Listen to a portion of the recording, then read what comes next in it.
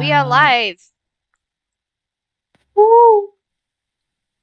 Yahoo! Coming up. So much enthusiasm. Sorry? So much enthusiasm. Woohoo! Yeehaw! That would have sounded better if my voice didn't crack through that. Your voice cracking is beautiful. It's beautiful. And it looks like everyone's lighting up as they should. Yeah, we're hopping. I am happy to announce that y'all are coming through loud and clear. Yay! Yay! We done did it. We sure fucking did. That's our first quest one. Yeah. That was the whole campaign I had planned. Test the sound. Yay! It's over. We did it. You How hit level meta is 20. Thanks for the game. Thanks for all your hard work, Lily. It's really great to see that the sound works on the stream. It was so beautiful to play this game. I can sleep comfortable tonight. I've had a life-changing experience here. I will never forget it. Never for the rest of my days. Wow, look at us live streaming, changing the world one mouse at a time. One small step for mouse. One giant leap for mouse kind.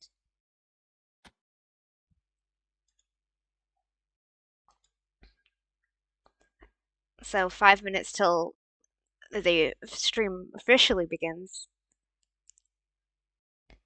Let's just stares at the clock. Oh, all we gotta do for 5 minutes. You sit in silence for 5 minutes. Yeah. Sit in silence. Post on social media. Where's my freaking? Where's my Switch? Where's my? a 5 minute silence for the mice we lost along the way. And all the future mice. That is not silent. It's copywritten. Can't sing that. It was. Shit. We're banned already. God damn it! I'm so Oh, sorry. No, that was. You don't know how it went after that. It goes do do do do do do do do, which is a completely different original tune. Amazing. I thought we were doing silence like they did at MCM on Veterans Day. Wait, did they have that at yours? No, I was there at MCM on Veterans Yeah. Day. And Oh, right. Yeah. Was it Veterans Day? Huh. I couldn't remember what it was for. I was too busy being distracted by how crap the silence was. We don't I have only Veterans Day here. I only remember because Veterans Day is in November. People respectfully, silently shopping. Because they did it at the wrong time. Yeah. But then there's like me, like, then I hear the intercom and I was just like, what's happening? Why is it- But like, That's so Like, they did- scary. they did it the day before at the right time, and then they did it the second day at the wrong time, and then the woman afterwards saying, "Thank you for your silence." It was so passive aggressive. I like remember I went out to like get Starbucks at like down the hall when I went to like Birmingham. And I had like my headsets on, so like when everyone just like stopped and we're just like standing there, but I was like listening to music, I was like, what's happening around me? You thought you were like in a movie or something. Yeah, like time froze. I can't think of a scarier thing. And Then then everyone just stopping, yeah. Yeah, and I like slowly, because I was walking back with the food, but everyone stopped, so I like slowly just stopped my pace and tucked away into a corner, like whoopsie. But everyone only just sort of half stopped. It was so weird. It was weird. Well, they weren't very clear about when the silence was actually starting. And also, I never knew it was a moment of silence and stillness. Yeah, you got. Well, you can't have your footsteps, of course. You look at the floor. What if you want to silently run at top speed across the convention center? People were silently perusing my badges. Yeah. Yeah. The silent noise of metal scraping together. Gentle tinkle.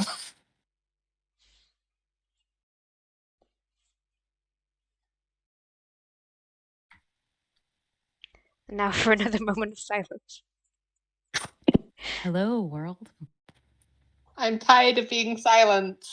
Well, we got 2 minutes left. No, 1 minute left. Oh god. Oh, What do I link to? Just this site? Yeah, okay. yeah, just the site. I'll just retweet someone else's. I've not done 'cause this I'm before. lazy. Oh shit, I need to do it too. I mean, No, oh sheep. Don't. Oh, sheep. Oh sheep, oh fable. Oh.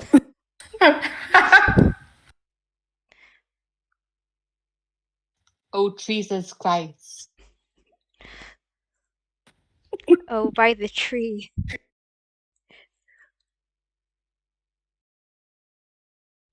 I had a list of stuff that I was gonna go through with you guys before the stream started, and I haven't. So good luck, guys. I'm sure it wasn't important. It'll be Oh, fine. babe. Mother of mushrooms. You guys might there might be like long silences where you guys don't get to say anything. Just as a heads up. Okay. I think the only Sometimes person I had silent. warned about this was Civ. Civ, don't sweat. Don't. My pits are dry. And this and the stream has begun. Beautiful start. It was very important information that everyone needed to know.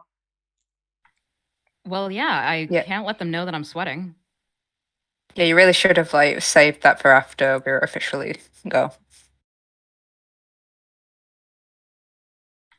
I wasn't saving anything. My pits are bone dry. I don't know what's not clear here. Stop.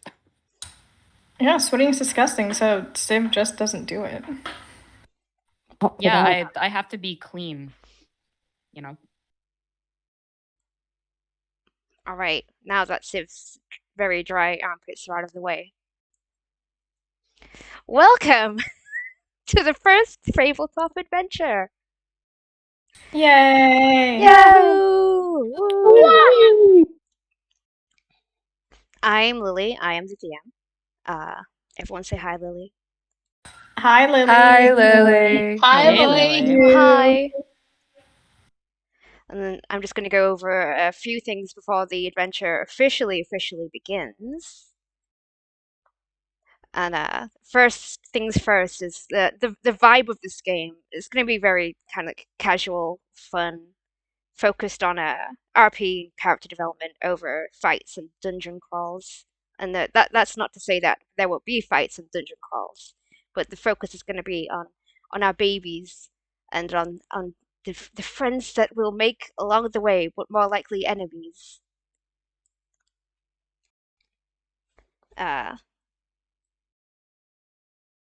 I love an enemy. And None go on. of my characters make friends ever. There's still time. It's sad, but it's true. But so this first session is going to be more of an introduction, more of a session 0. So it might feel a little bit more structured than future sessions, and it might also be a bit shorter. And to quickly go over how we're going to do things. There's going to be a lot of rule bending. Rule of cool. Gotta. Masking. You sound like a keyboard.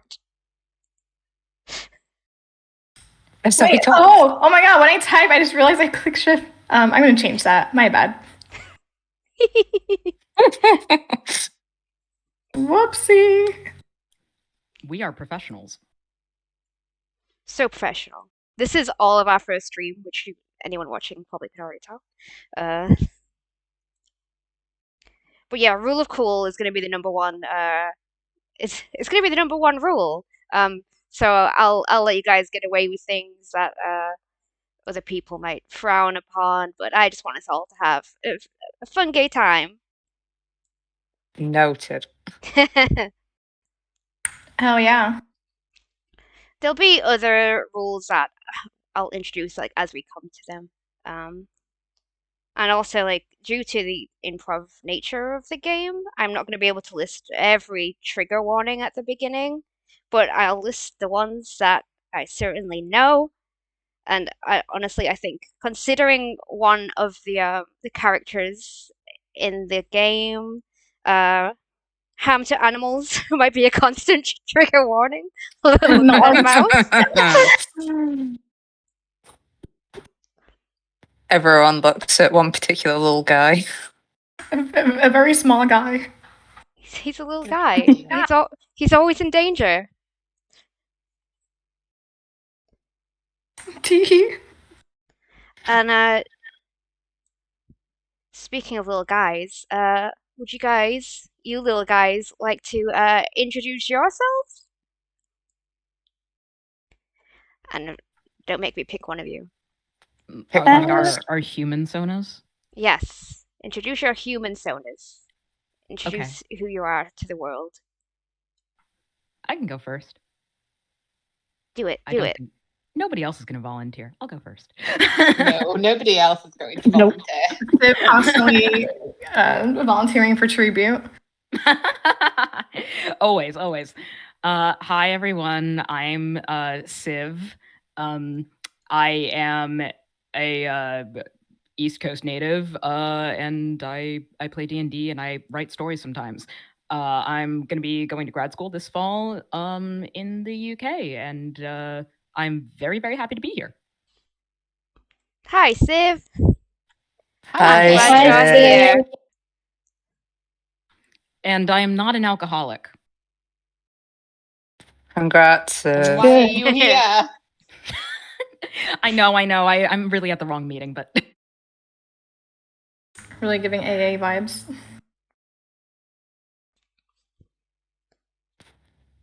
I can go next. I saw your little icon light up. Go ahead. Okay. I'm Holy with a 0, short for Holy Hand Grenade with a 0. I live in the UK. I'm an artist who makes webcomics. I make the uncritically acclaimed webcomic Mugpon. I do lots of conventions. And on Twitter, I'm Holy's Art Hole, which also has a 0. And I'm, of course, very happy to be here. Hi, Holy with a 0. Applause for Holy. hey, Holy. Thank you.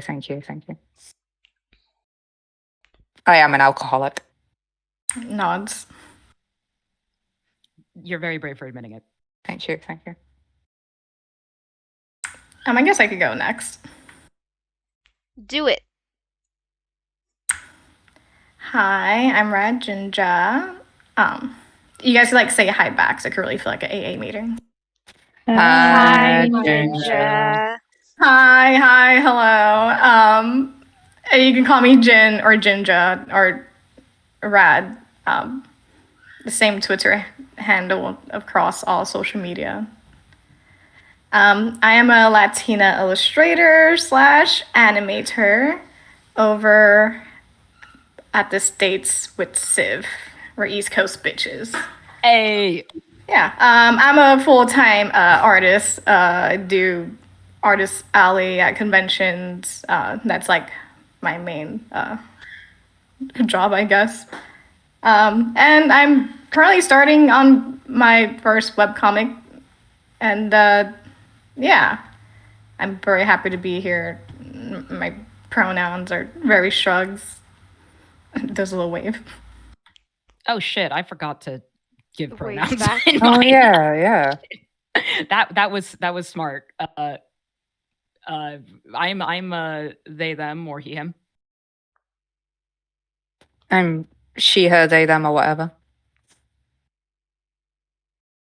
I'm just this, that, whatever. This, that, or the other. This, that, etc. Speaking of whatever and etc., Georgie. Hi. Hi, Georgie. Hi, Georgie. Hi, Georgie. Hi, Hello. everyone. I didn't even have to say my name, and that was the bit I was most worried about. Billy said it for you. Yeah, thanks, everyone. Yeah, I'm Georgie. I said it. I'm a Dezama, one of those. I draw art sometimes, and then sometimes, even rarer, I'll post it on Twitter, which is at itsboydonegood. And yeah, and I'm getting used to using push to talk. So yeah. Mood. I Yeah. think that's everything. That's me. And I'm not an alcoholic, but you never know. Yeah, you never Still know what the future time. holds. Maybe one day. We'll see. Whoa. We'll see how the game goes. Yeah. I'll update you at the end. And finally, Rebecca. Hello. Hi, Rebecca. Hi. Rebecca. Hello, guys. I'm Rebecca. I'm she, her, and I'm a YouTuber. I've just started playing Dragon Age Inquisition on my channel, which is Enchanted Turtle Plays. I am also ET playing on Twitter. I am not an alcoholic, but I live in hope. One day. We can One all mend day. our ways. We all live in hope. And that leaves me. Again, I'm Lily. You can find me under the handle Cuttlethroth. I go by she/they. I'm also an artist, currently collaborating with Points at Ginger, my partner Ginger, on Points now. on two big comic projects, Charming Monster Maker and Wormheart. And I'm also a tabletop content creator, and most of the assets and adventures that you see in this game will be available, finger guns, on my Patreon, Fabletop Adventures. And if you're interested in our comics, you can read them on the radjinja Patreon. Also, last final note before the adventure begins. I won't keep you guys waiting any longer, but so we can really focus on the game. We might not be checking the chat too much, so apologies if we miss something or we don't say hi back. That was beautiful. Hi, Lily. Hi, Lily. Hi, Lily. Hi, Lily. Hi. Really. Why hello. Fancy meeting you here.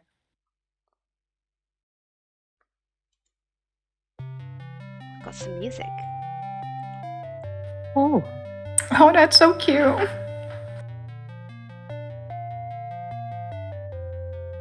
So, Fablebound, the World Tome.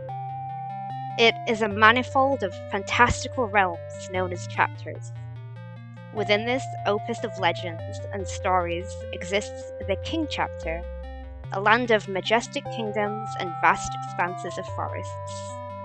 Here, royalty is as common as the serfs they command, and with the power vacuum left behind by its previous rulers, the King Chapter has descended into chaos. It is within this chapter that our story begins. Music over.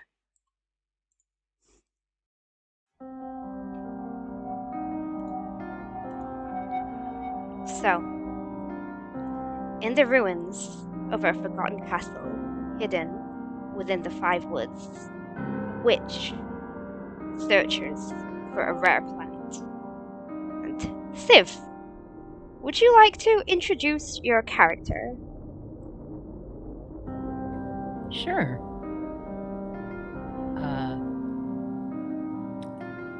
My character is a short, round woman with a face that suits a grin.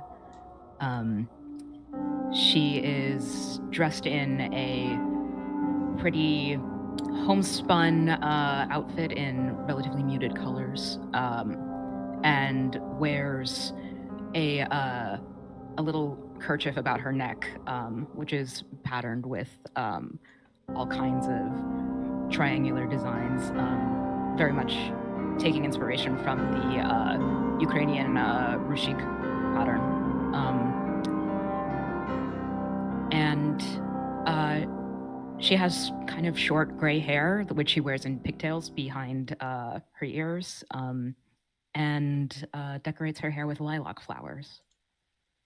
Her green eyes shine pretty brightly, and she looks ready for anything. And there she is. Oh. Oh, good. This is great. There she is. Nice lady. Yeah. I told you, she really suits a smile. Such a loving smile it is. I'd eat whatever she's cooking. Yes, including the skull. Yes, yes, yes. It's candy. Is it though? Definitely candy. So, as mentioned, you are seeking a rare plant. This environment is perfect for the specimen that you're seeking. Other strange flora also seems to thrive in these conditions. The walls are covered in foliage within this castle, and as you pass, the leaves shudder and hiss. You hear voices whispering at you to turn back. Do you heed them? Absolutely not. What do they know? They're just plants, right? Yeah, and plants can't tell me what to do. I'm a great witch. I'm not going to listen to some plants. I don't need to take advice from anyone. The plants shudder away shyly. You sure told them. Yes, that's right. Shoo. Go. Leave. Leave. Oh.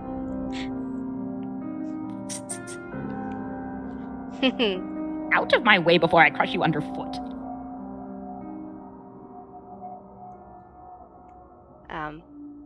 Eventually, you come to a dark room, and in the center, you spot the plant that you seek.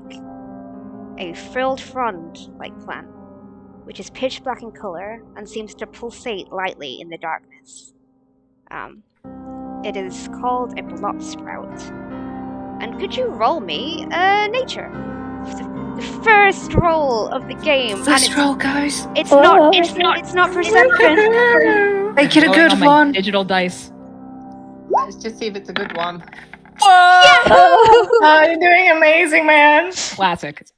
Start as you mean to go on. Just go home, man. You're fairly... Yes, you know, I think I'm in the wrong place after all. Oh yeah, yes. You're fairly confident that this plant is perfectly safe to touch with your bare hands. Fairly confident. I do nothing except with extreme confidence. I will go to grab the plant. I'm going to grab it by the base to try to pull it up with its roots. Okie dokie, so you grab it by the base, you start to pull it up. It's quite a sturdy plant despite its size. Could you roll me athletics?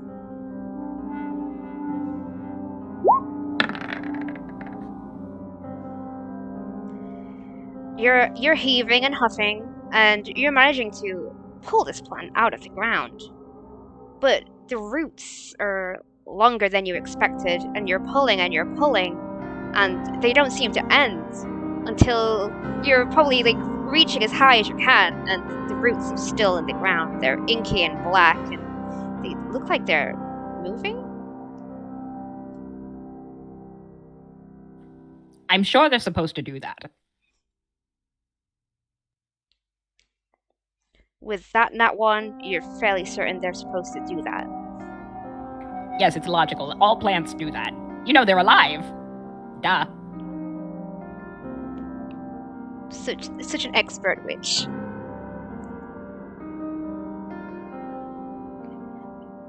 So, it's still attached to the ground. Are you going to try and detach it some other way?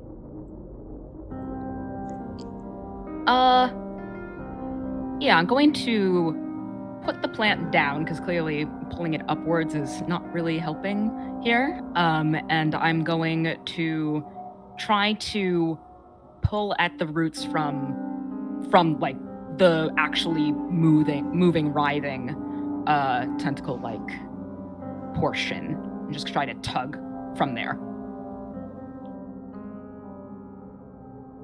So you're gonna do some more tugging to like the base of the roots. Yeah, I might dig around a little bit to try to move some of the dirt, see if that's causing the issue. Roll me a nature.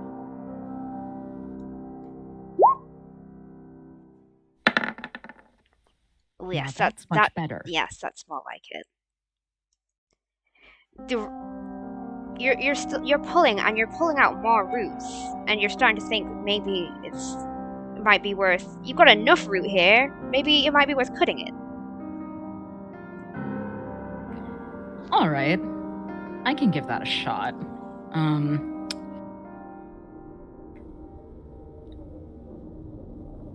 I will take out the dagger that I have at my belt, and I'll try to start hacking at the roots.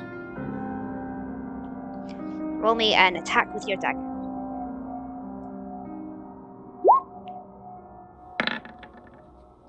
$11. Yep, that does it. You manage to sever the plant from the ground, and the plant immediately stops.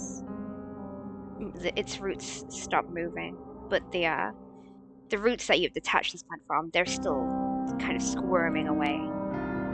But you have it. You have your prize. Yes. Do I have any idea what this does? You're I do. one step closer to making a potion that you've been wanting to make for a long time that might help you achieve the goal that I don't want to share because spoilers. So that I can reassume my mantle of greatness. Yes. Oh yeah, so yeah, that's the one. Yes. All right. Well, excellent. I can't wait to see what this will taste like. My little caustic brew. Can I make a survival check? I want to see how badly it would go for me if I licked them. Please, Alexa. Yeah, go ahead, roll me a survival.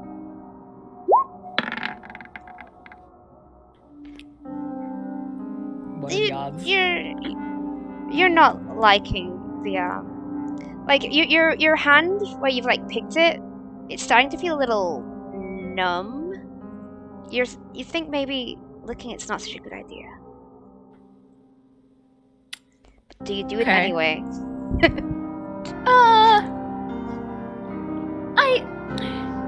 You know what I'm gonna do? I'm gonna put the bulk of the roots into my little waste bag, where I keep all my mushrooms and herbs and things, and I'm going to I'm just going to tear off a little piece of the root, just a little piece, and give it a taste. It tastes like licorice. Actually, that's rather delicious. Me pulling can a I face. can I chew it a little? Licorice. Yeah, it has the texture of licorice too. Excellent. Now that's really magical. Well, I'm quite satisfied. I think I'm going to wipe my hands on my my very big ballooning pants, and I'm going to trot off whistling a jaunty tune. Excellent. You jot off back the way you came. The plants kind of shudder out of your way this time, recoiling from your presence. The entry in which you use to get into this building is a window, and you're actually probably on the third floor. And as you approach the window, you are greeted by a doorway, and it is the doorway of your hut. My loyal hut. My excellent loyal hut. Yes. Yes. Stood on its tall chicken legs, it has waited for your return. A good little hut. I will. I'll simply just climb out of this window here, and I will crawl into my hut. Roll me a straight dex just to see how well you do, how gracefully you do this.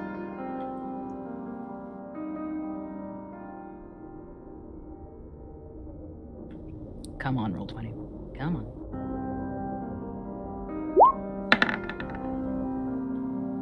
$15. You've done this before.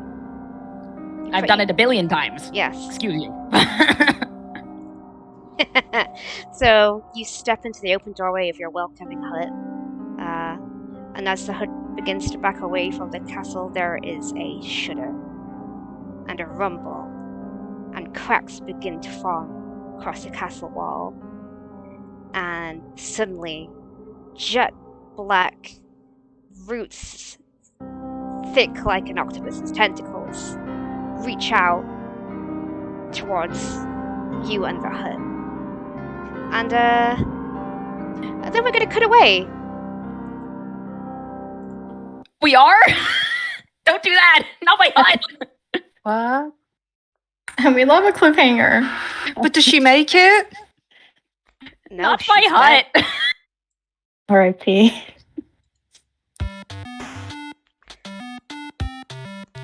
Elsewhere, an unusual, colourful figure approaches the town. Whispers stir in the townsfolk as they observe this stranger to their home. And, Georgie, would you like to introduce your character? Yeah. Let me find my notes. I don't know what he looks like. Okay.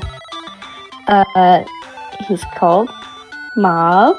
He's Excellent like, name. Thank you. He's like 5'10". He's a mysterious age. He looks old and young at the same time. He's a bit skinny, but the main thing you would notice about him is the bright ass clothes he's wearing. It's essentially just a red and yellow jester's outfit with a big old hat and a big old feather. And under that hat, he's probably got a very nice and not suspicious smile going on. Whenever he moves, the bells on his outfit make a noise, and it's really annoying. Great. Yeah, that's his vibes. There he is. That's so good, that illustration. Yeah, that's great. Yes, there he is. Wait, I want to show some of these hidden faces.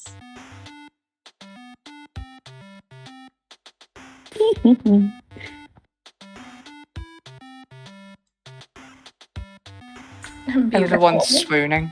Yeah.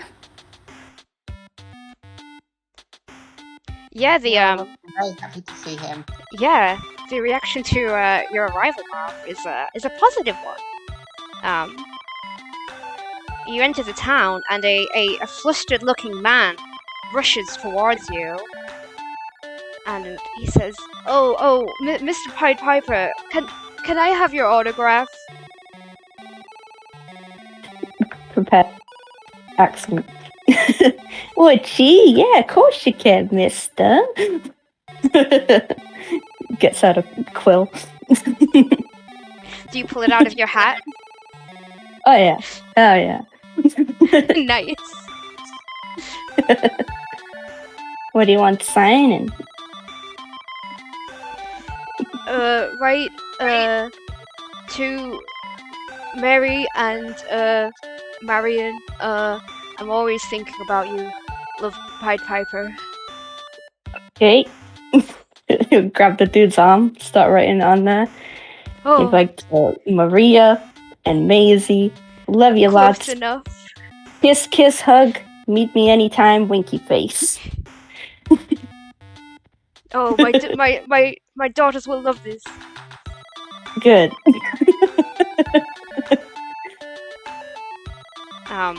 And other people are approaching, and they're fawning over you. Someone's like, "Kiss my baby, kiss my baby." No.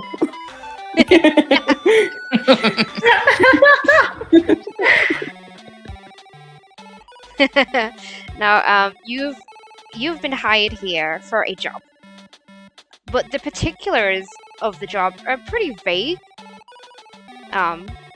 You're not even certain where you're supposed to be going, but the town center seems like a safe bet. Will you roll me a survival, to see how well you can navigate this town? Yeah.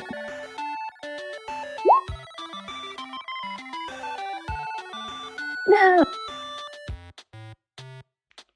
So do you have advantage on that? No. I was You don't trying know to where remember it what is. yeah, I was trying to remember what your background is. Yeah, 12. All right, you're walking. It takes you about 30 minutes. It's not a big town, but you make it seem like it's big. But you come across an important-looking part of the town. It's a square right there. You're pretty sure. And as you're walking, the people you pass, they're just like, that's a Pied Piper. And Him grin at them. Grin away. oh, they swoon. There's an old man and he swoons so hard you hear his back crack.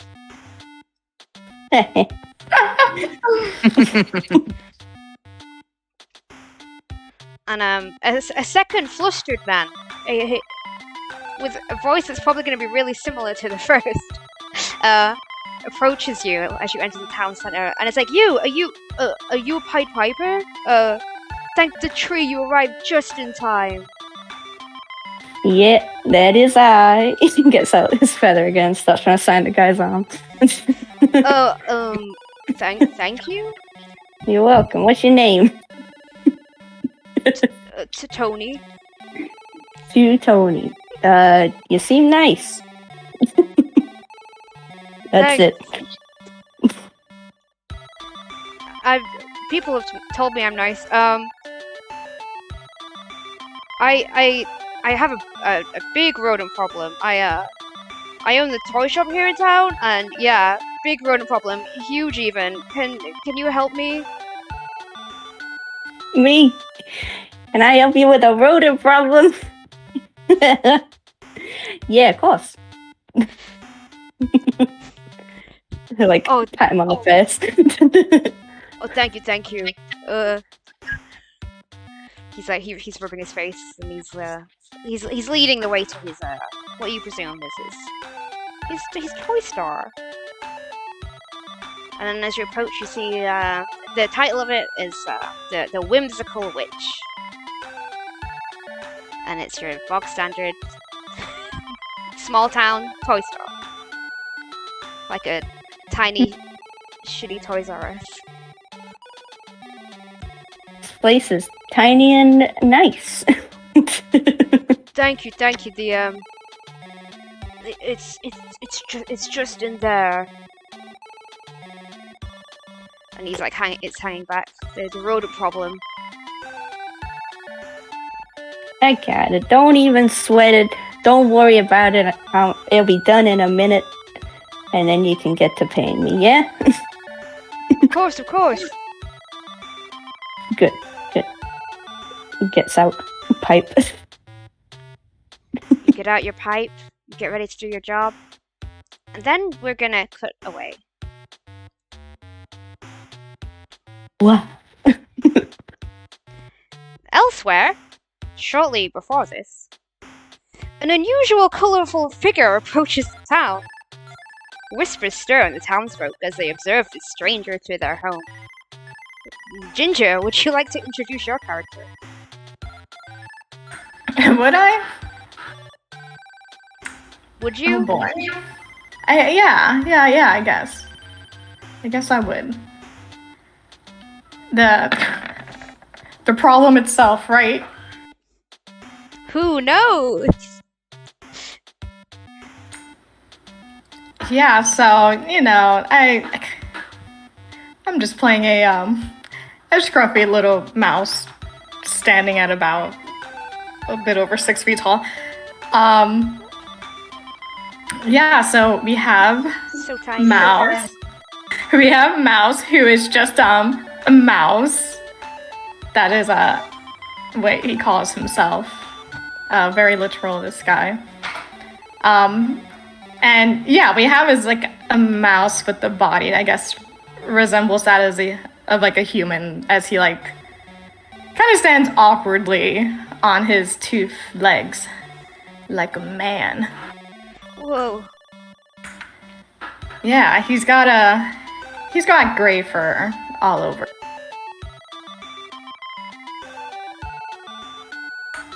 And overall, I think I clicked off my push to talk.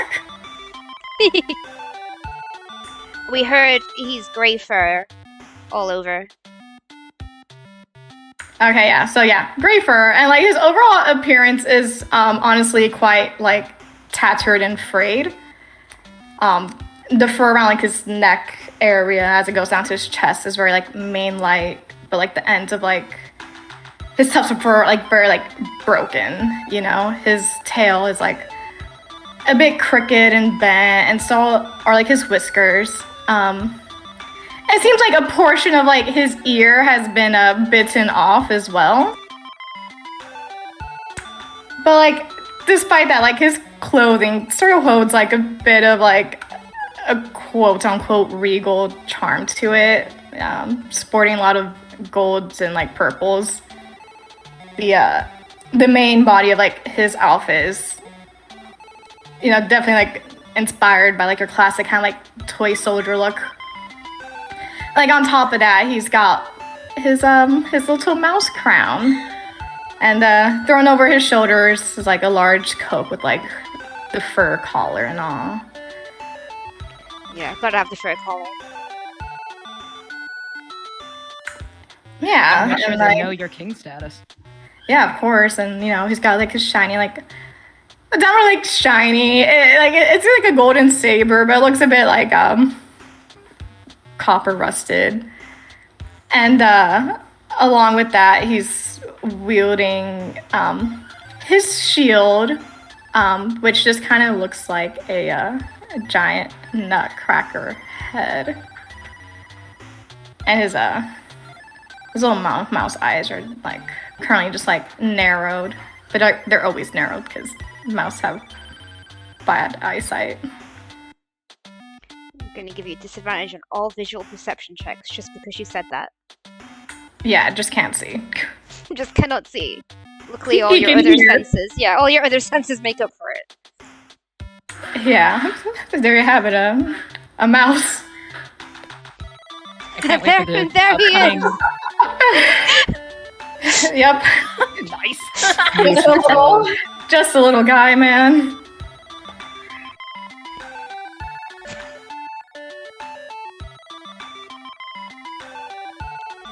Just showing off the faces again. Oh, I just realized the face has changed. Look at that monster. And I see the pitchforks have come out as well. Dang, they were fast on them pitchforks. It's like Keep them they were- to hand, Well, just in this case. this happened previously, so they were fast putting away the pitchfork. Oh. Oh, right, yeah. So yeah, as you enter the town, Mouse, a flustered-looking man rushes towards you It's a And- toady. and starts trying to hit you with a broom. Out of here! Get out of here! Deep from like their chest. Wait, how tall does this guy come up to, like against Mouse? No, he's like 5'5", maybe. He's a short guy. Yeah, their like little mouse snout like points down at this guy, and they like let out like a loud like grumble from like deep like in their chest, just like. And his little mouse paws / claws are just like gripping tight on his saber, slowly pulling out from within his cloak. Ooh, roll me an intimidation, please. Oh boy.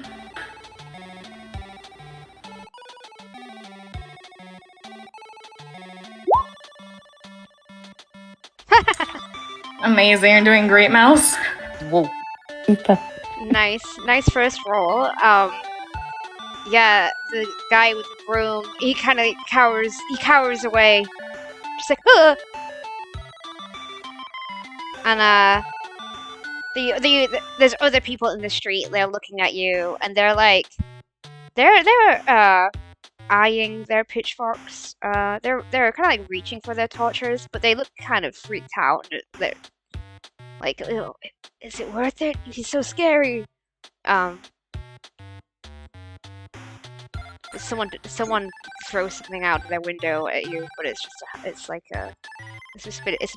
cheese. It's a bit of probably the wrong choice. Did you say it was a bit of cheese? Yeah, someone throws some cheese What? at you. Get out of An here! offering? You know, like people, so like they have like before like pitchforks out, obviously kind of like trying to like chase like this like mouse out. As that's happening, like Mouse's eyes is like more narrowed, and they're kind of like scanning like the town and like the stores and stuff with like his eyes. Not that he can like see well. And like the piece of cheese hits him, and his eyes like dart to like where the cheese is, and does like a double take, and sort of shakes off his head like, no, don't go for the cheese. Must continue. Do you want to do a wisdom saving throw to see if you go for the cheese?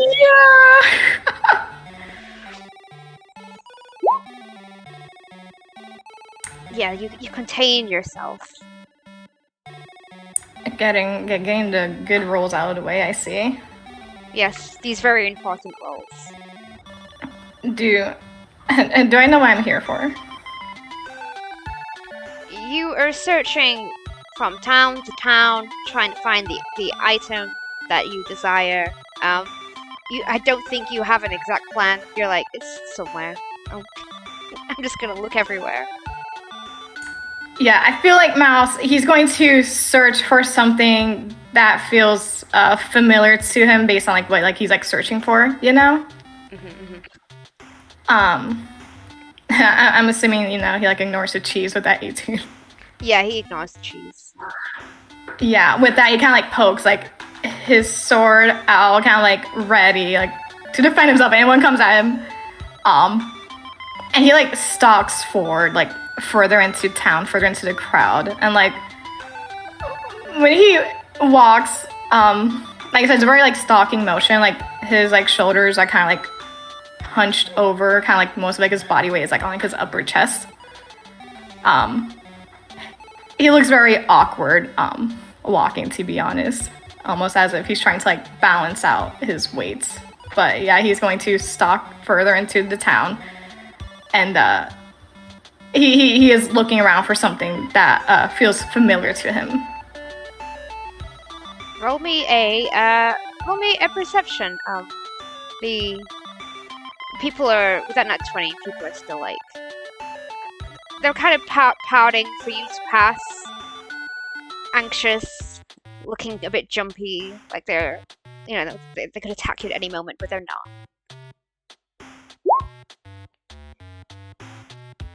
17, nice, goodness. You're doing great, Mouse. You're scanning around for something familiar, and then your eyes drawn to a colorful window display. You approach it, I assume? Yes. He wants to look into a window. Yes. So it's a large glass window, and past that window, there are toys, bright and whimsical. And amongst them, there's miniature parrots, stuffed animals, but most importantly, there are tiny doll houses. That makes his eyes like gleam a bit. And he like slowly turns to like the door of the place, right? As steps like close to it. He looks at like the handle, like the door handle of like the entrance. And looks at both hands, one wielding saber, the other wielding his shield. And he's just going to kick the door open. All right. It wasn't locked, so yeah, you just kick it open. I won't make you roll for it. And inside, Tony goes, "Ah!" so sorry, Tony. Please, please don't rub me, giant mouse. Please don't eat me. Don't eat my face. Is like this toy shop, is it like cluttered at all? You know, like the space, is there like space enough for him to like kind of travel between like any aisles of toys without knocking shit over? Because he's like bursting in there. I think if a normal person came in, they would be able to like traverse the aisles with ease. But you're a bit awkward, big, and big cloak. I don't think it'll be easy for you. But well, Yeah, it'll be I'm easy for you, but you'll make a mess. Yeah, no, because I'm just imagining him, you know, like beelining, you know, around to, like where he's like saw like the dollhouse like on like the mirror, and just like going straight for that. And if he knocks anything over on the way, so be it.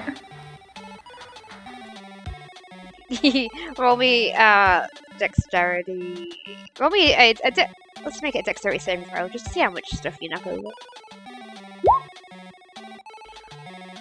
Well, it's not such high roll. You're doing great, Mouse. This mouse, man. Agile Mouse, yeah. I mean, you say so to the rest of us. Just, you know, right? Just scurrying through toy shop. And he'll perch before the dollhouse. In the background, Tony is run out of the shop. Well, we don't need him in my life. As great as Tony is. Mouse has no need for Tony. I think they like drop the saber. And with that free hand now, they'll like pick up like one like the dollhouses. And like kind of peer into like the windows and like doors of it, you know? You roll me investigation.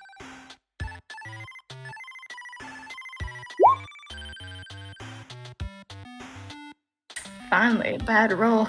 So that is a 4 because you have a -2 to intelligence.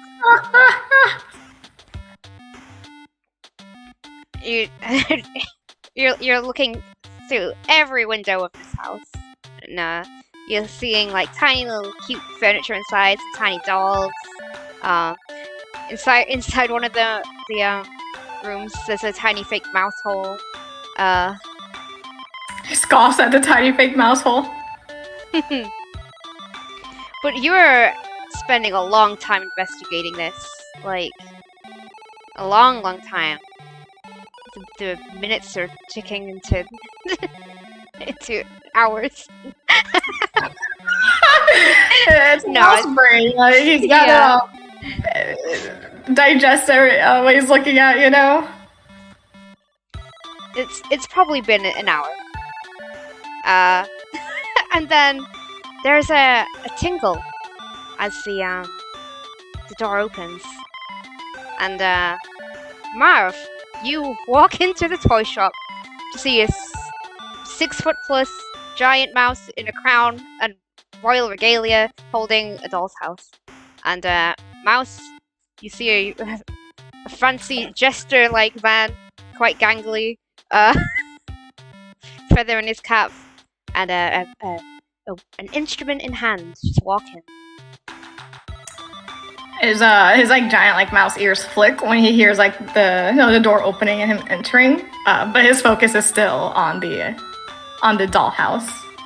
But he does get like a little like irritated growl upon hearing someone else enter the space.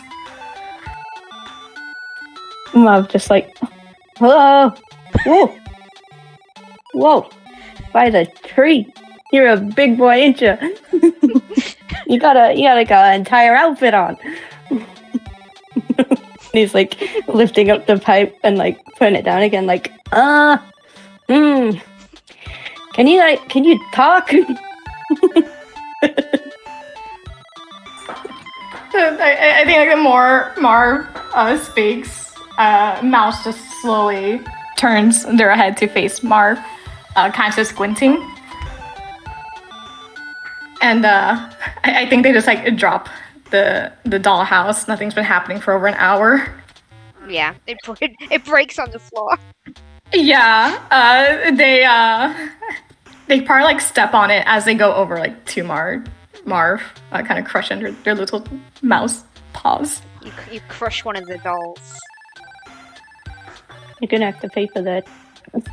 They like stalk over to Marv until he's kind of just like looming over. Presses like he like moves like his snout Mars to like Marv's face, and he's just like trying to like look at this guy honestly. Puts a hand on like his shoulder and just tries to shove him out the door. Hey! Hey! Let's Tries to jump back. let's have a strength contest. It's gonna go great. I want to throw the twink out. Do I just roll, I guess? What am I rolling? Let's do just a strength check against a strength check. Okay, just like straight up. Yes. Oh my goodness. Oh, What? Not as strong as he looks, I guess. My whole -1 strength. so Mouse, you try and shove this guy, and it's just like just a light, shoulder shove, like you'd imagine two tweens doing when they were arguing over Pokemon cards. Marv, you shift back, and Mouse, you stumble backwards into like a shelf full of soft toys, and they all fall down around you, squeaking. That takes them by surprise. Their eyes are like wide for a moment before narrowing back, and they just growl out like a "Leave me." Oh, you can speak, huh? I was thinking he was just a big old rat, big old normal rat. They like make a motion as if like to point their saber at Marv, but I realized they dropped it a bit ago over by the dollhouse. So they just put up like their shield instead. I'm not going anywhere, big old buddy. You gotta vacate the area.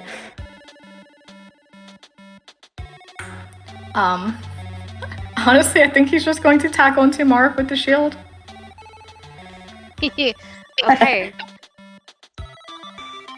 Make me a roll me an attack with your shield.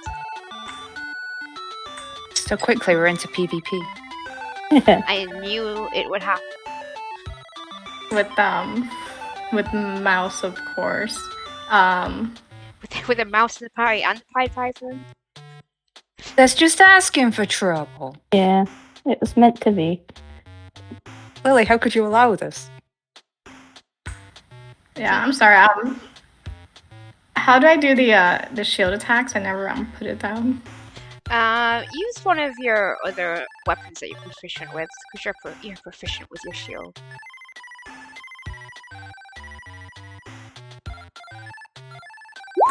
How's that? Does a 14 hit you, Marv? Yep. Roll me a Mouse. Roll me a 1d4. 1d4, you said? Yes.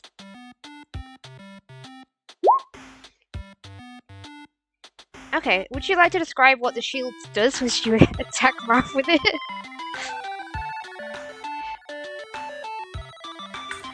What the shield does? Mm-hmm.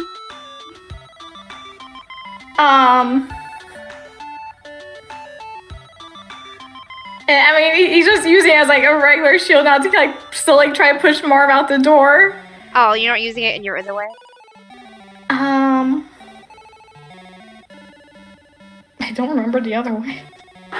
It's not gonna take a bite at him.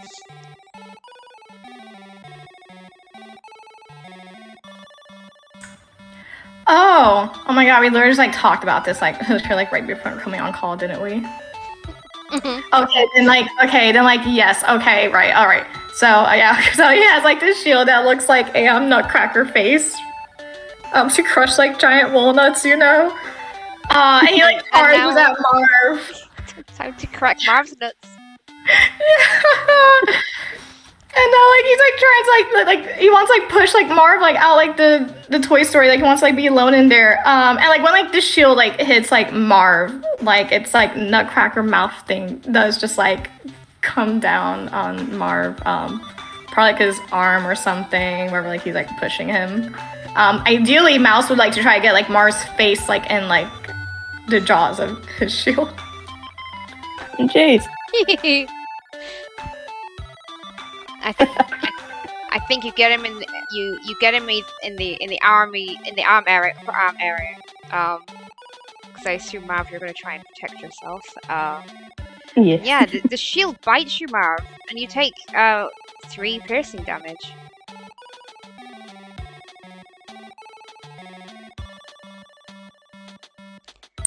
Can I also just kick him in the chest? Sure, roll me a 1d20 unarmed strike. He's just like, well, take it easy, man.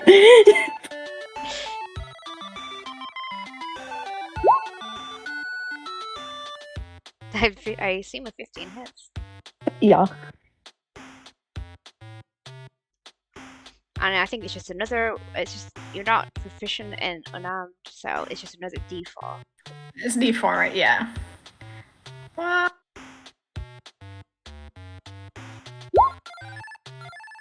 My god. So that's Oh. 4 bludgeoning damage as you're kicked out of the building, Marv. It's like broken 3 ribs. Like, Will Mouse King ever stop critting? Tune in to find out more. It's just 6 feet of good rolls within this mouse. Apparently. Yeah, and then like with that, he just turns his back on Marv and heads back into the shop to look at the next dollhouse. What are you doing in response to this, Marv? I mean, that was most of his health, so he's taking a minute, just to catch his breath. But trying to look cool about it in front of the crowds. They're gasping and murmuring.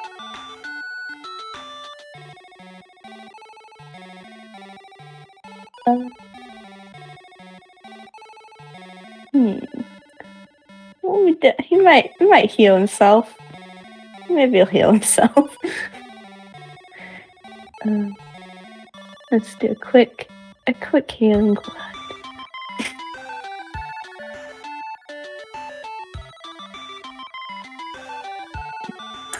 The music playing during this PvP violence.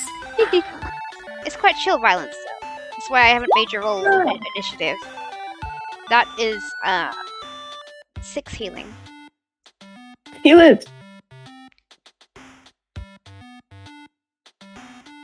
Okay, yeah. He straightens up. He's like, I'm fine, everyone. Don't worry about me. It's just, that's a big old rat, huh? Yeah, It's a big boy. You got this. You got this, Pied Piper. Yay! Thanks. Yep. Right. Okay. Label. He's gonna straw back in. Yes. He's like, gonna try to play a little tune on some panpipes and see what happens. Yeah. Could you roll it to remind me what this magic item of yours does?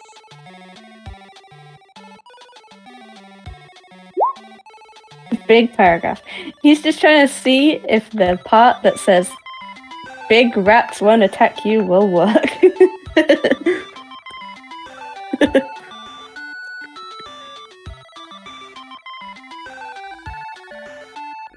Mouse King, roll me a wisdom saving throw.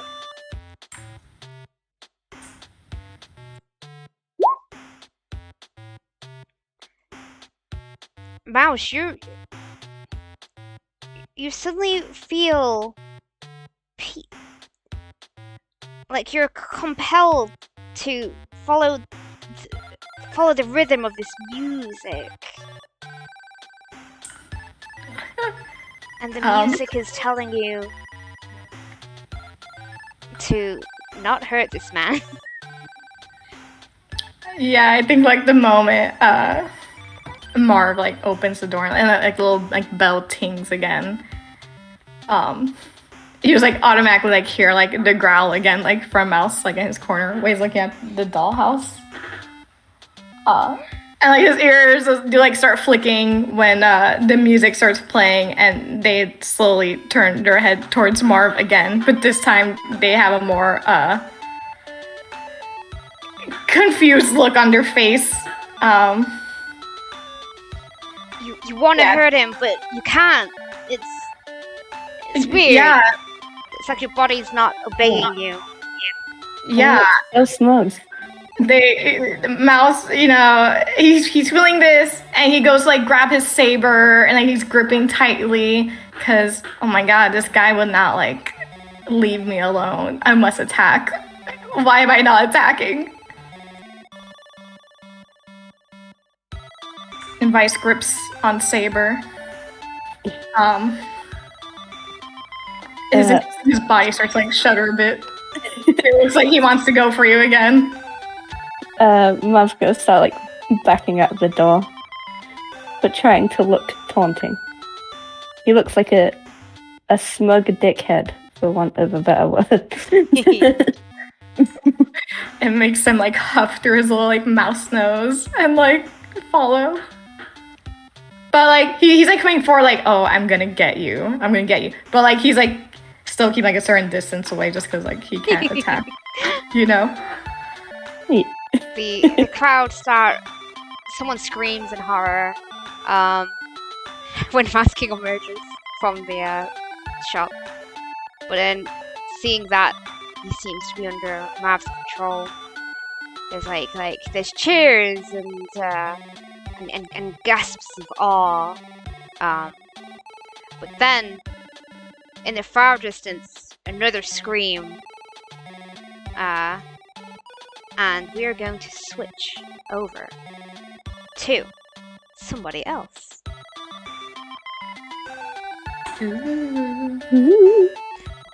Ooh. So, Elsewhere, which is the name of the town, by the way, a man has started his usual workday. And, Holy, would you like to describe your character? I would love to. He's called Jeremy, and he is a big boy.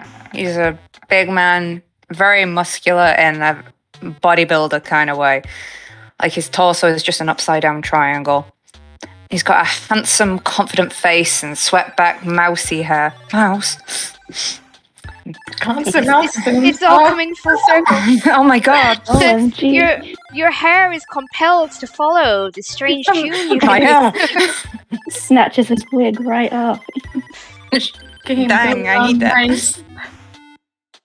He's got a confident. Yeah, I said he's got a confident, handsome face. Yeah, sharp teeth, and his body, a lot of which is on show, is covered head to toe in scars, and he looks pretty cool at a glance, but also like he has the air of a man who could go dumbass at any moment. If you're asking him a difficult question like, what day of the week is it? It's such a difficult question, though. Yeah, I'm not sure myself, so I can't judge him too hard. And he's like, yeah, he's got a red plaid shirt that's open, showing off his fabulous body. Because he's like that. Gotta do it. I would. What's his morning routine? His morning routine, he wakes up late, probably probably runs around his abode in circles as a workout. Just doing it. Just gets the energy out. Goes find something big to eat. Depends on where he's living right now. He might hunt it. He might might pull big puppy eyes at someone, see if they'll feed him. Yeah, acquire a lot of food somehow. How large is said abode that he has? I'm not sure at the moment. but I'm really just imagining him running in circles around like a coffee table. I picture it about the size of an outhouse, perhaps an actual outhouse. That feels right. Spacious. You are pretty new to the town. You're the hot new thing, you could say. Hell yeah. And, Yeah, so And you are, correct me if I'm wrong, a lumberjack. he is a lumberjack. His axe is probably swinging off his belt on a shoddy piece of rope. I don't know. Not in this he's holding it. drawing. In this one, that's it's actually it's actually strapped to his back. Yeah, I was mistaken. Yeah. Yeah, life is a breeze. He's pretty chill. Yeah. And you're on your way to your job. I feel like you could do that whenever you want. You work for yourself. Yeah, trees don't move. He can reach them whenever he wants. Yeah. And you're walking through the fields towards the woods where you work. And past the fence, the field beside you, you notice there's a young woman in there, just milking a goat. Okay, this immediately catches his attention. As displayed in this beautiful art. Yeah. No, it is beautiful, and you've captured him perfectly. He just stops in his tracks. How old is this woman, approx?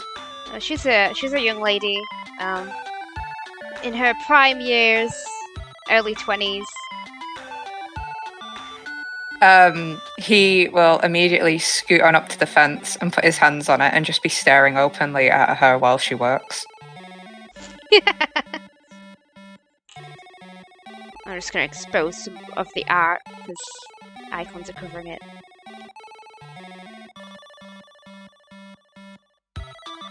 Is she pretty? Roll me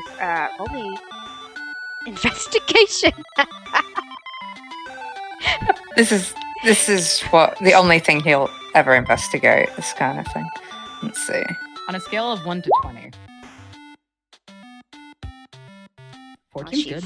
She's pretty hot, and she's noticed you looking. And she's making eye contact with you. He doesn't look away. His mouth's open a bit, and he's just kind of like, like a dog looking at a bone. Amazing. And then he's gonna grin. She's not stopped what she's doing. She does a little giggle. He's gonna say, I like your goat. Oh, thanks, mister. You're the new guy in town, right? Yeah, that's me. I'm Jeremy. Who are you? Daisy. Daisy. It's been a while since we got new blood here. Unless you count that weird shepherd. Oh, I don't know. I haven't met him. What's his name? Points at the goat. Even though it's being milked, yeah, he has not registered that it's probably not a he. Her name's Gertrude. Gertrude the goat. Gertrude. You both seem nice. She looks you up and down, and she says, "Oh, it's tiring work, you know this. Want help? It'd help me get done sooner." He immediately hops over the fence and scoots up next to her.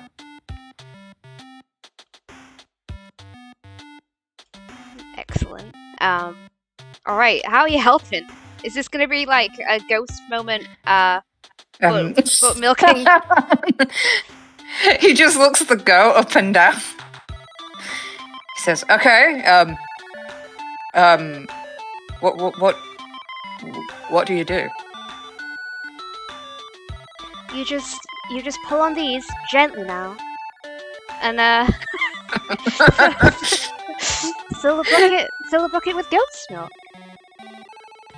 He like squats right down and looks, and he's just peering with utter confusion and concentration. Okay, I can do that.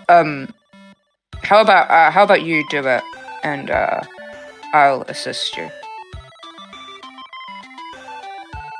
She nods with a knowing smile. He watches it do it. So he's assisting her by watching her. He says, "Wow, you're really good at this." Watching the bucket fill. Thank you. I've been doing it my whole life. I don't know why my voice keeps changing. No, I get like that. I mean, when I meet a new person, I get excited sometimes, and my voice changes. So, and he is indeed going to ghost it and put his hands on hers and try to assist that way. Roll me sleight of hand to milk the goat. I did not expect this of him. Damn. You have been watching carefully, and you have learnt the ways of milking the goat. This is quite a tender moment out here alone in the field, in the sunshine. This beautiful lady. A goat between you. Or are you behind her? I don't know.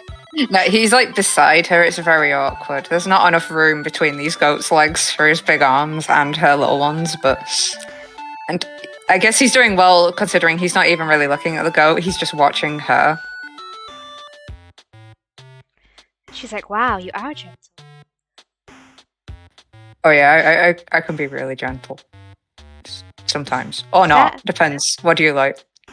She's like, "Oh, is that so? It depends on my mood." But then, in the distance, you hear yelling. And roll me a perception. Man up. Gotta keep this rated R. Okay, so 14.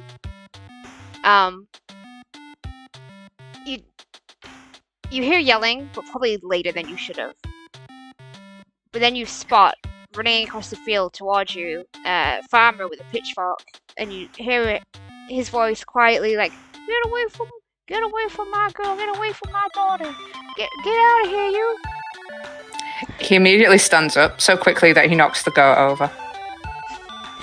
The goat, not the milk. I love that. No, the milk's fine. The goat just topples onto its side.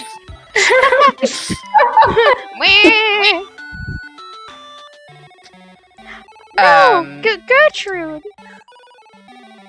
Oh, I'm sorry. How could you, monster? No, I'm sorry. I didn't mean to. I was just. I can make it right. And he tries to pick the goat up. You've done enough. No, I haven't. There's so much more I can do. And he takes a hand and he says, "Run away with me."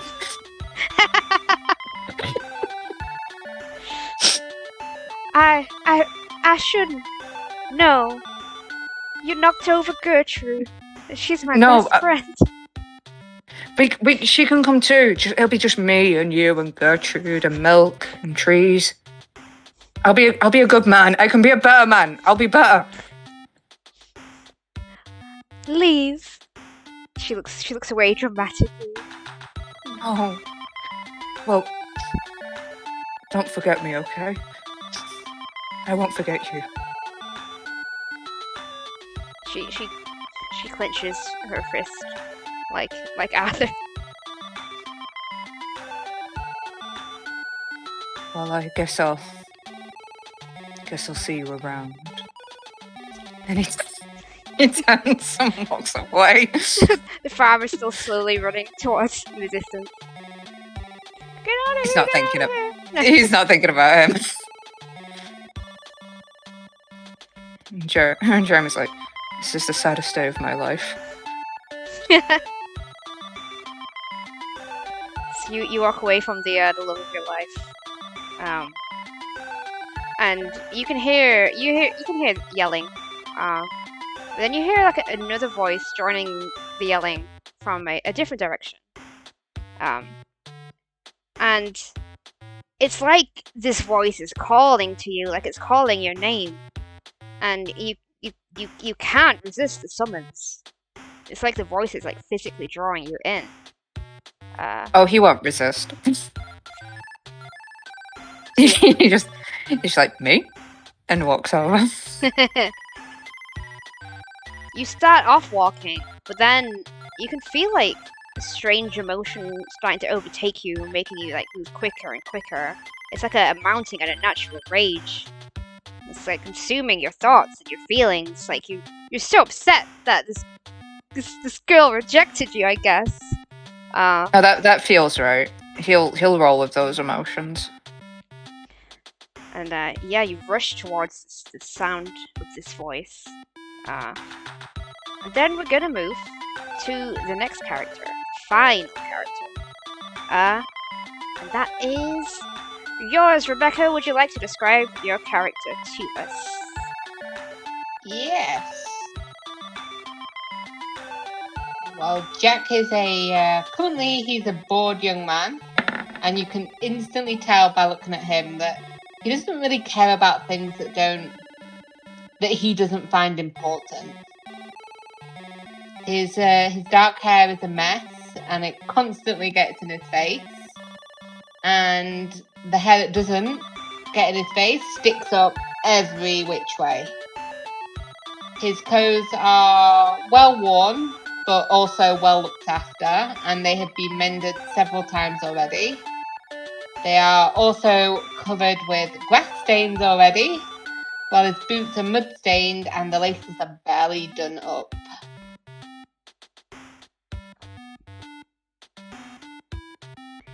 A messy lad. He's a messy lad. He doesn't care about his appearance. He's also got dirt on his face, like always. There's always a bit of dirt on his face. And there he is. Now, you recently awoke in this town with no memories. They kindly took you in, put a roof over your head, food on the table, and all they asked in return was that you watch over their sheep. And how long did it take before you started getting bored of that, Jack?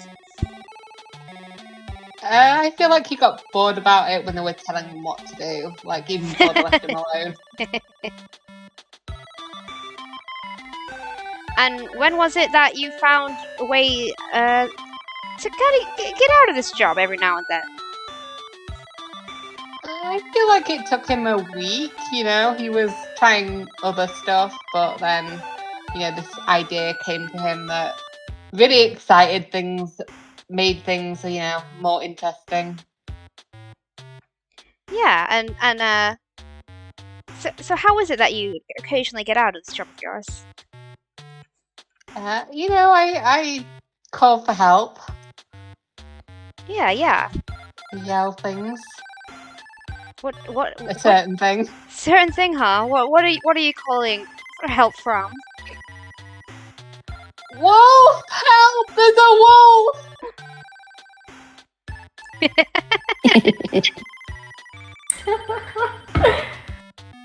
So the first time you did this, anyone from the town of elsewhere who's within hearing distance came to your aid. They searched for this wolf to no avail, but you basically got the afternoon off. The second time you tried it, happened again. Of course the wolf would come back. It's weird it didn't, still not killed any of the sheep, but That's a good thing. That's a good thing. Yeah, it's just a shame that they just keep missing it. Such a shame. Such a shame. You've done this several times now, and every time, less and less people are taking notice. And today, when you call Wolf, there's no answer.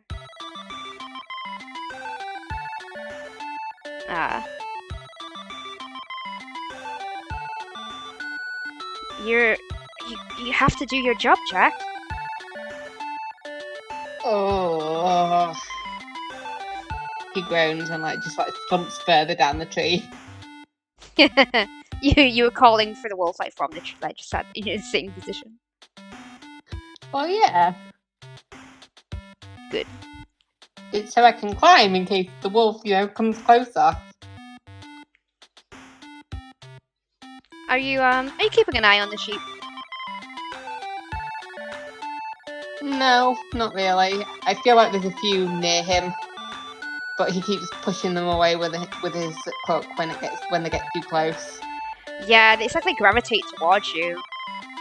I might have found that. Yeah, it's like they gravitate towards you. They're like with hearts in their eyes, like, so there's our Jack, and you're just like, get out of here. Yeah, he just bonks them on the head when they get a bit too friendly. That's what the stick's for. Yeah. Poor sheep.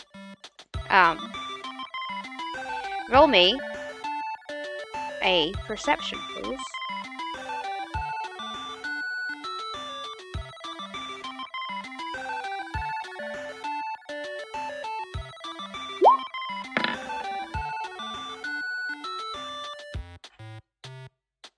An 8. Yeah, you don't notice until it's too late. There is a barring from above you, and there's a sheep in a tree, and it jumps down and it lands in your lap. And this sheep is one of the more persistent ones. What is the sheep's name? Bartholomew? Bartholomew. Okay, good. That's also the first sheep name I thought of for some reason. It's such a good sheep name. A great sheep name.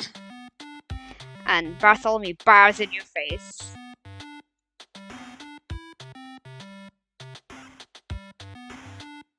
Jack groans even louder.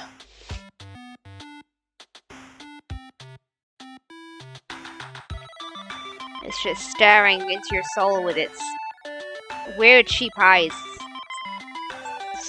Freaky eyes.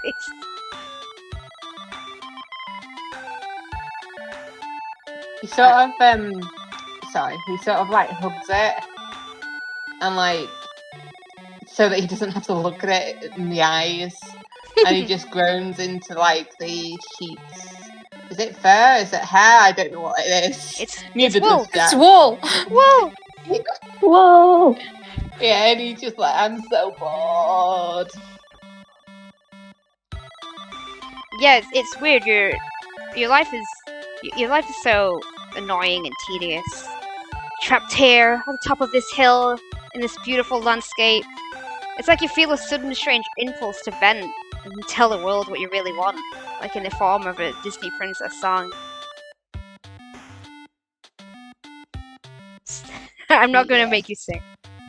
I am not going to sing, but he's definitely, he probably gets up, he lets go of the sheep, and he sort of starts spinning around in loose circles, and he's like, I'm just so bored in this little town, in this fabled town. I'm stuck here and there's nothing to do. And he sort of spins around to where I assume there's a fence, and he sort of jumps onto the fence, so he's sitting, on the top. And I assume Bartholomew and a few of his other friends gather around to listen to him vent. Oh yeah, they're like a captive audience. And he's like, I'm here with these stupid sheep. I just want, something fun to happen. I want my boredom to end. And he jumps off the fence, but he doesn't jump onto the ground. He jumps onto like the backs of the sheep, and they've sort of like formed a little bridge for him to like hop across them, and then Yeah, of jump course. onto the floor. The Disney Where he, princess like, vibes. Yeah, the Disney princess vibes, where it's like, you know, he's floating across them, and then he just sort of like rolls onto the ground, and he stares up at the sky, and he groans again, and he's like, I'm so bored. There's nothing to do.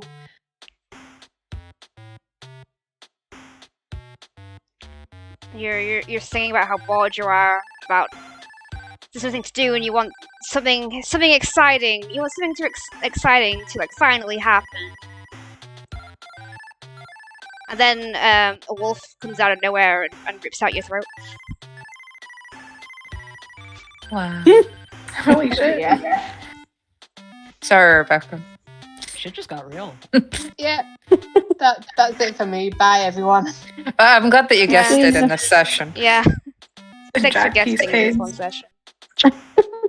You are welcome. Yeah, your throat is gone. You're gargling on blood. And you quickly expire. The And- music. Oh, no. such happy, wonderful times. And yeah, you and this wolf are, well, your body, should I say, and this wolf are there under the tree, all the sheep looking in horror. Bartholomew is heartbroken. Definitely. There goes another. And then, from the tree line nearby, the leaves and the branches start to tremble and shake, and there's like a thudding sound getting louder and louder and quicker, and from the tree line bursts a hut with chicken legs, and it tramples over both of you, and you get caught in the chaos of there's these weird black roots tangled around the chicken hut's legs, and they tangle around you guys too. And it's like this hut is struggling to even stay upright as it like runs down the hill, descending towards the town, and the townsfolk start to scream. I mean, Uma, you're on. You're probably still in the doorway, trying to get control of your house. But it's just nothing you've tried has worked, and the house goes tumbling down past the town center of the town towards the toy shop where this confrontation is happening between this mouse and this Pied Piper. Everyone who isn't dead probably can hear a sort of quiet screaming in the background coming from the the portico of the hut as it comes just rushing into the town. It sounds like an old lady having a tantrum a little bit. Good. I like the idea of a quiet scream. It's only quiet because it's far away. If you were there, it would be a lot louder. It's along the lines of like, you stupid little hen! You little hen! Stop it! You can be well behaved. I know you can. Just get a hold of yourself. At one of the points, Uma, when you say stop, the hut stops, but so suddenly that you go flying out of the door, and the body of Jack and the body of Jack and Jeremy also go flying forwards, crashing into Mouse and Marv. You're just a tumble of bodies. One of you is actually a body.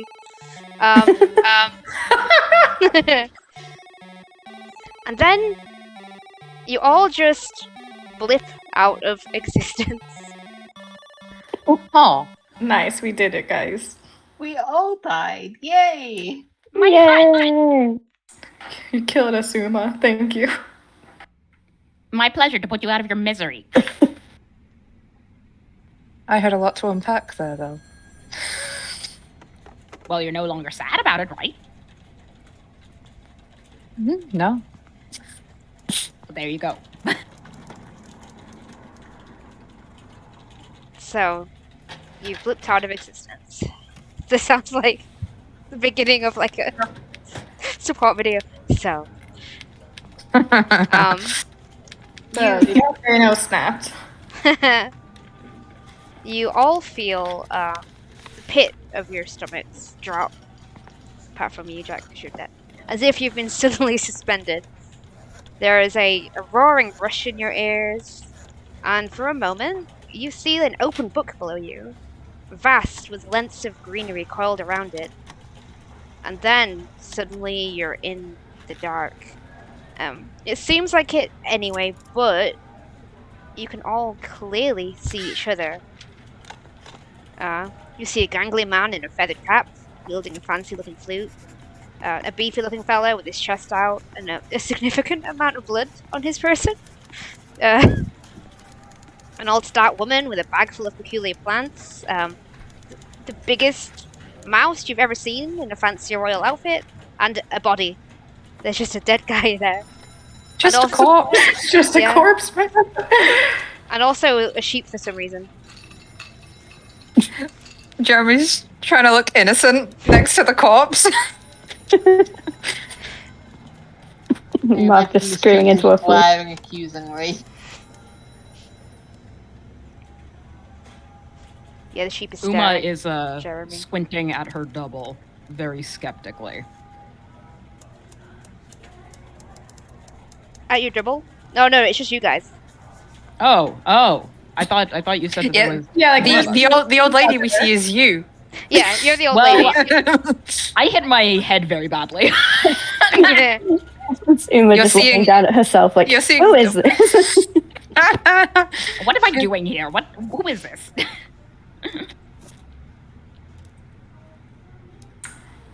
Mouse is desperately looking around themselves and their surroundings, very much wondering where the toy shop went.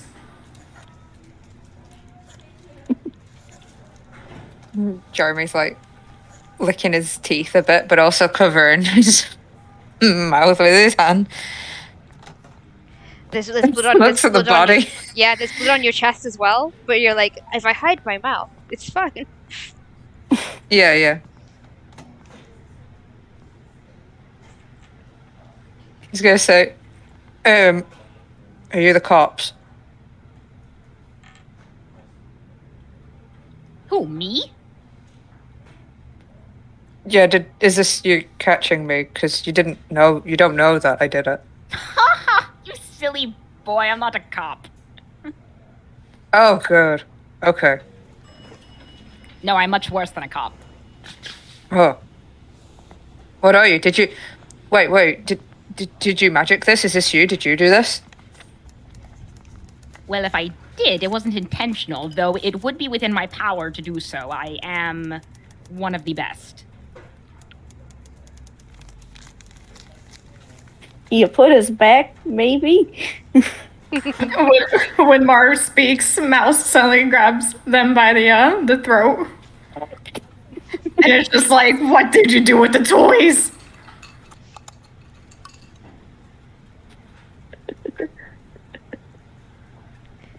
What did you do with your toys, Marv? They start rattling Marv. It's just the bells jingling. He's like, Where is it? Where is the shop? I don't know. I don't know where we are. Just trying to kick him.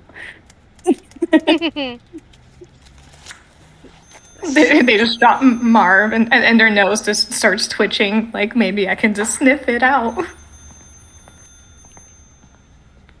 Meanwhile, Jeremy's sort of grabbed Jack's shoulder and is shaking it a bit, like, "Hey, you're okay, right? Yeah."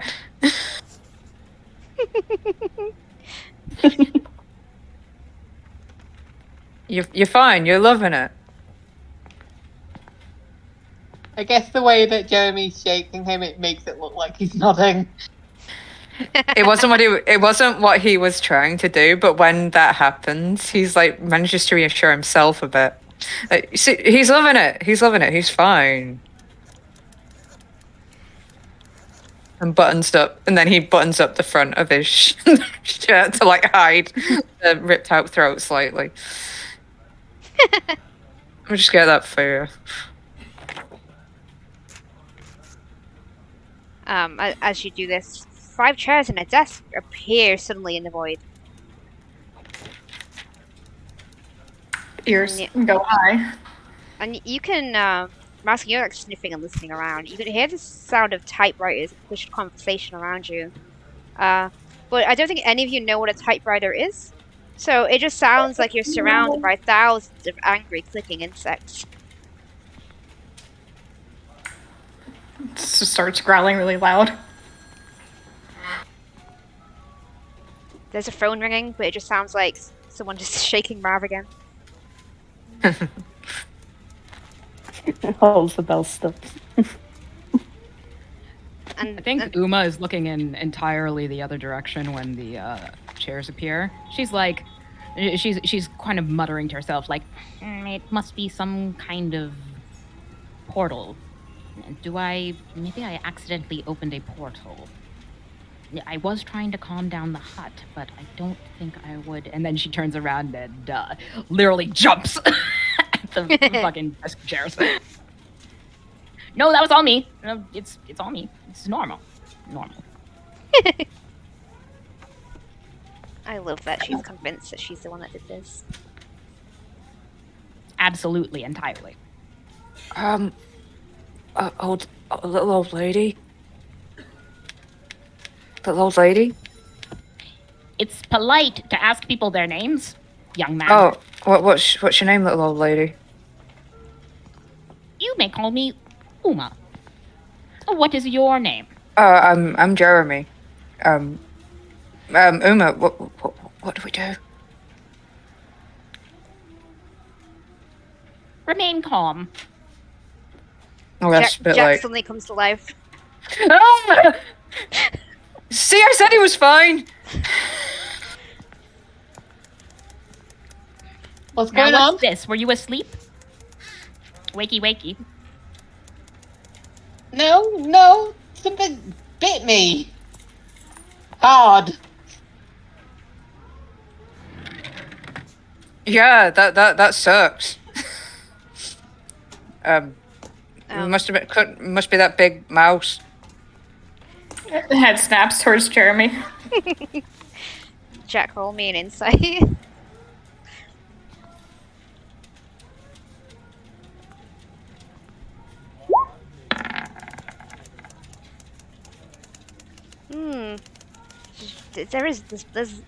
It's hard to not notice the blood on Jeremy.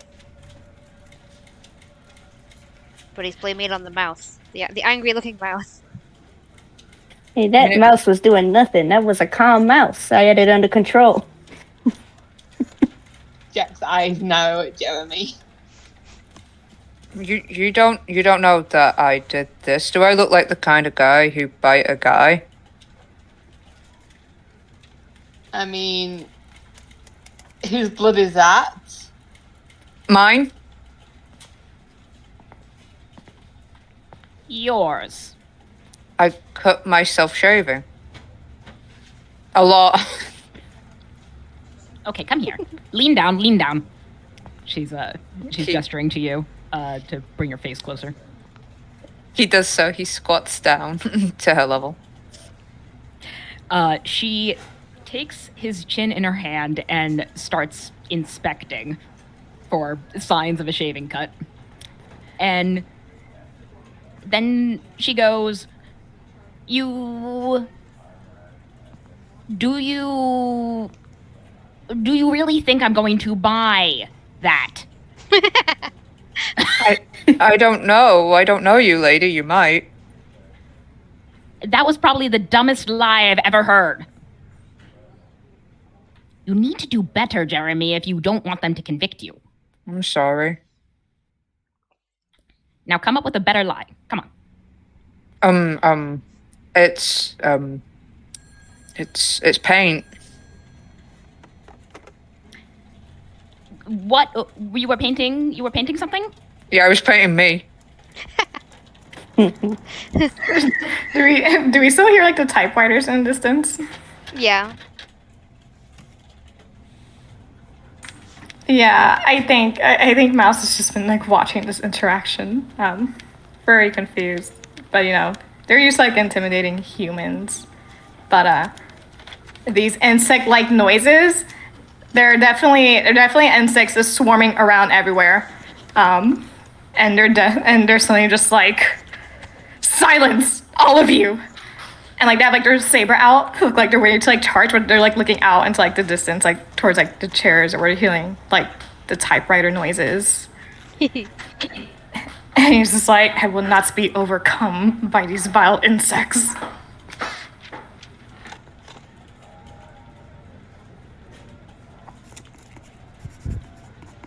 Jeremy stands bolt upright when he says silence. He says, insects? I fought them off before. I'll do it again. Man's been fighting bugs. Look at this guy. Does Jeremy actually laugh when Marv says that? Yeah, probably. Just giggling at Marv. Yeah, no, they look like 100% serious. And in fact, they're gonna start heading towards like, I guess like the chairs that we see. Yes. When Mouse walks up, sorry. Oh no, go ahead. When Mouse walks away, Jack will whisper to the other foot, "What the fable is that?" Big It's a rat. mouse. Yeah, with a crown on. Big rat. They're not that big. Head snaps at being called rat, Jeremy. Hello. Just squints more. But yeah, continues to head towards the desk and the chairs. He has to defeat these vermin. I think he thinks he's in charge. Well, he is the king. King Not of my what? king. The king of rats. Yeah. Hear him like as he's like stalking off, like, come out, you fiends! You reach the desk and the chair's mouse. It still seems like the sound is happening around you and not like here. Yeah. But is there anything else around? Roll me a perception, please.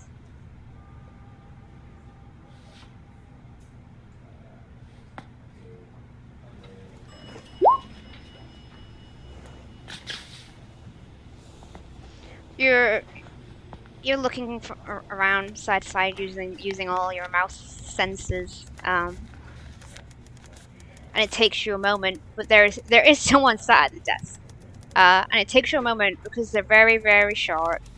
They're probably only just about visible over the edge of it, and there's a tiny three-eyed devil, observing you and writing in a book.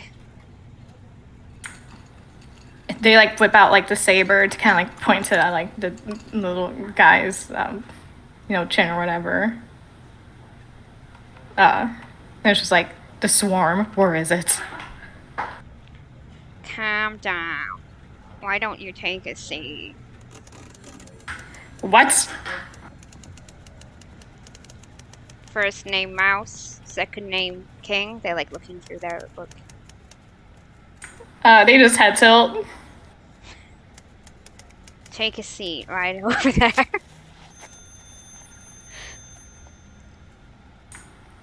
He doesn't get what that means. He just stands there. You see that chair? It looks at it. Sit on it.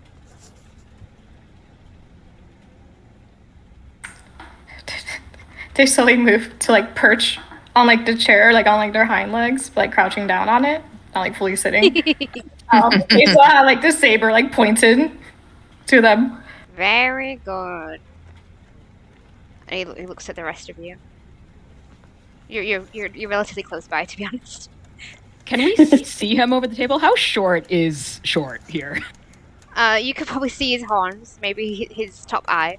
But you definitely know he's there because he's talking. Jeremy will lean right over the table, looking right at him. Oh, hey, little guy. Take a seat, please, sir.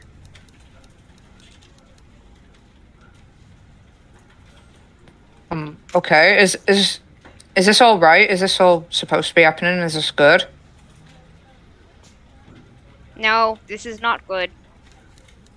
Oh no. And then I'll go and sit down.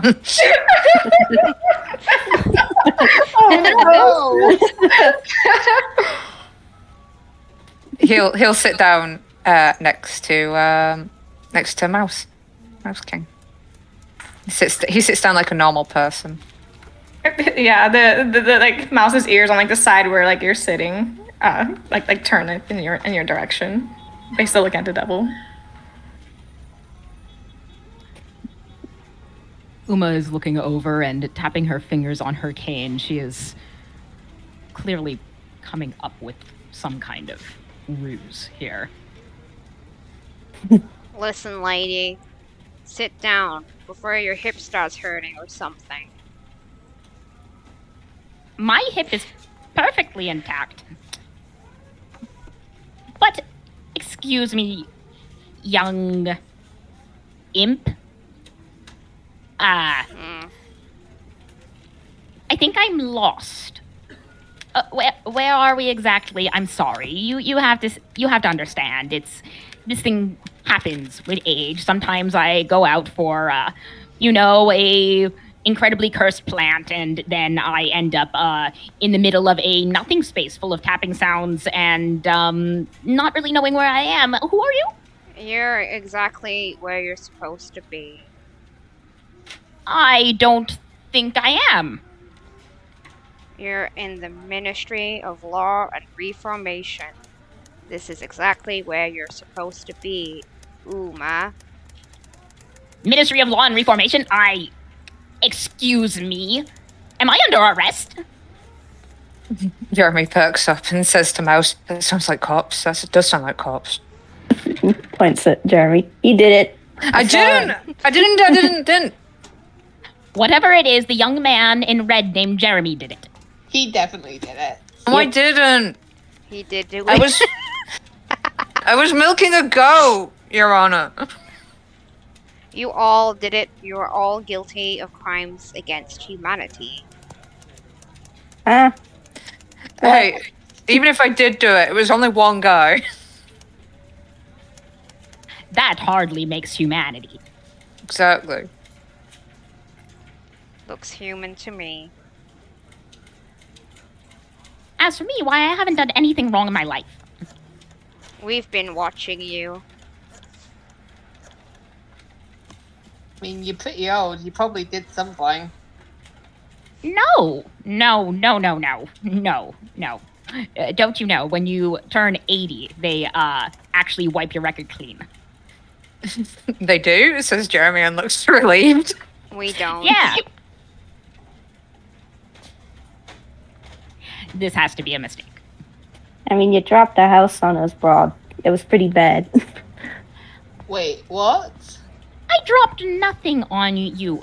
I am not responsible for the actions of the house. If the hut decides to walk off on its own, that is of its own volition. It is an individual and can make up its own minds about things. I admit it's a little bird-brained, but... So why isn't the hut here? Yeah. That's a very good question. Why isn't my hut here? Mouse is just glancing around, very confused. Everyone take a seat and I can explain our process. Why you want to take a seat so bad, huh? You gonna, like, glue us to the chair or something? I could glue you to the chair. Don't.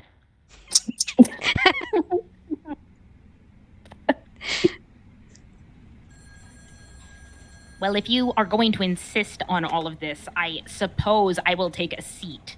But really, you should get better hospitality around here. Can't you bring us, I don't know, some refreshments and tea? I could, and like some hot beverages appear on the desk. But I don't want to, and they disappear again. Startles. Excuse Jeremy me. lit up and looked miserable at the space for a second.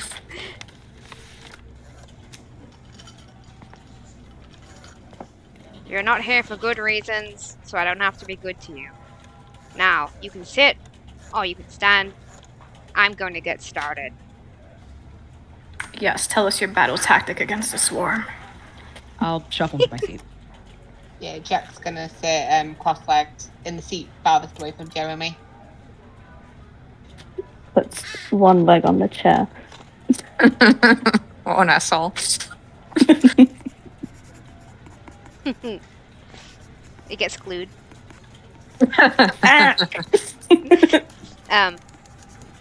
As soon as you're all kind of like there listening, he like flicks through his book to a specific page, and he's like, "Hello, I'm Officer Ob, and I'm in charge of your case.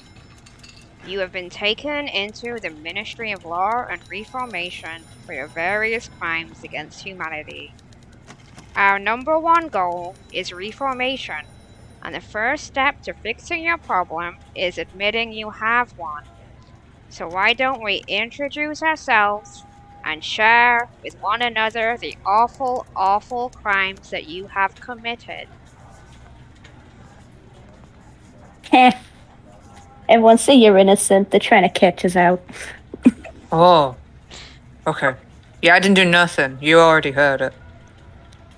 That's right, Jeremy. The first thing you say to a cop when they arrest you is that you are not willing to say anything without a lawyer present.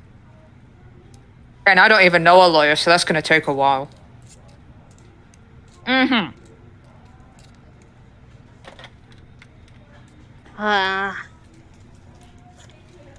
He points at Marv, and he's like, "Kidnapping," points at Mouse. "War crimes," points at Jeremy. "Assault," then there's like a ding. "Oh, and murder," he points at Jack. "Various tomfoolery," and he points at Uma, and he's like, "It would be easier to list crimes that you have not committed." Name one crime. I just named 4. Well, I don't think I've committed any of those. You're wrong, and you know it. Also, since when was tomfoolery a crime? It depends on the kind of tomfoolery, and your tomfoolery has had world-altering impact. So I did a... Dang. Recall that. Then that means I did a good thing, you could say. Oi, shut up. I'm sorry, but you know. He's gonna use his cloak to hit Jeremy in the chin. He'll take it. Now, for your crimes against humanity, we at the Ministry of Law and Reformation have sentenced you to help humanity instead, in the form of community service. I don't understand. No. No, I don't either. What does that mean? Doesn't sound good. You will service the community until you are reformed. I service the community every day of my life, buddy. Well, let's get No, one you thing don't. straight here. The community has never served me. I don't see what purpose there would be in trying to do community service. It's not going to reform anything in me. I think there's some kind of misunderstanding here. You do not have a choice. Well, what happens if we don't do it? We will sentence you to death by fire. No. Well, Well, what do we get Fire, if we? big deal. What do we get if we do it? Not death by fire. Well, who's gonna set us on fire? Who's doing it? Me, I'm in charge of your case. Well, why do you hate us so much? At the moment, the world would be a better place without each and every one of you. And until you make a good impact on the world, then you must commit community service. sounds like personal bias to me. Does False this happen? arms. Does this happen a lot? Because there's got to be worse people than us. Worse people than me, anyway. Yes, it happens all the time amongst all the chapters in the World Tome. Oh. There are thousands of devils here in the world spine, and I am but one devil, and I am in charge of your case. Explain this community service. You have to do what we tell you to do. Even if you don't like it. Did you say the mouse growls? Yeah.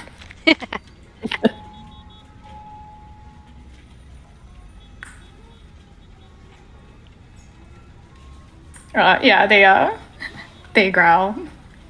I think they're just like, I have done enough of a great service to my kingdom of mice. I will, and humanity turns back on me. I refuse.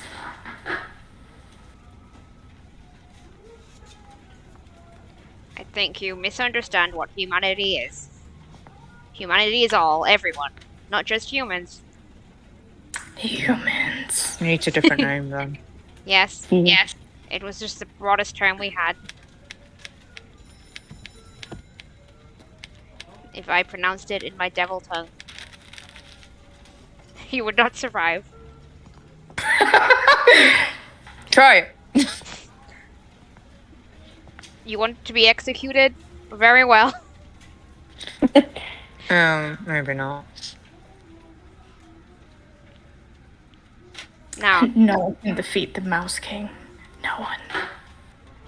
I did. His head snaps at Marv. His ears is like all the way up and twitching. It was true. See, that was a good deed. I stopped the dude you're trying to stop now. alright. It's not enough though. See, If we fight each other and that leaves one left, that means one of us, whoever won, solved a lot of the problems. Mouse King gets to her feet on top of the chair that they're like perched on. Oh, with a saber when you say that.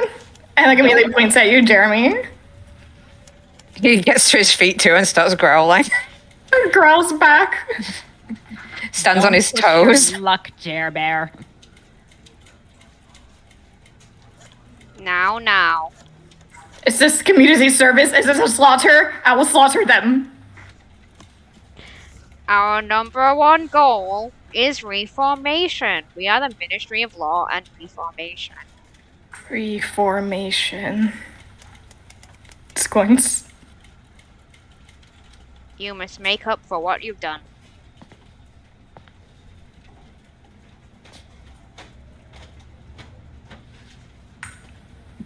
By death.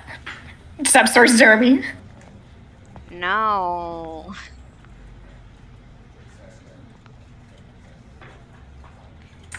Then explain creature. It'll be bad for my record if you all kill each other. I am going to assign a task to you, and you will complete it. Okay, I mean, I guess we can do one task. There will be more. No, I've got things to do. Yes, my tasks for you. Oh, what's the first task? The tasks will not happen in consecutive succession, so you may do what you wish in the time between, as long as it is not crimes. My task for you is to go to the Jade Forest. There are 7 dwarves illegally squatting there. They owe 1,000 gold in unpaid rent. I want you to go get the gold or remove them. Eliminate the dwarves. That's it. That's easy. I can eliminate a dwarf.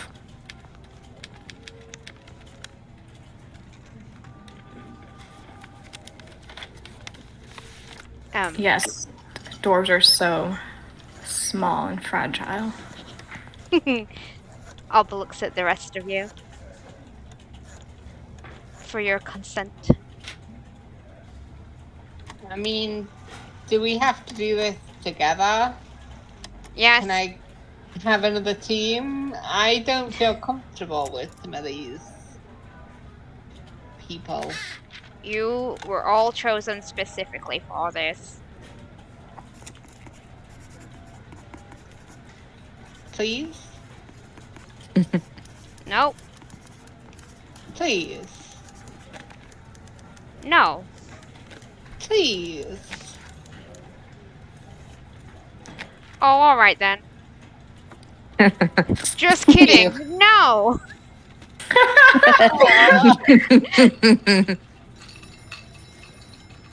Well, all right. We just say we do it, right? And then he looks at the others behind him and says, "And then they let us go." I think that there's a catch.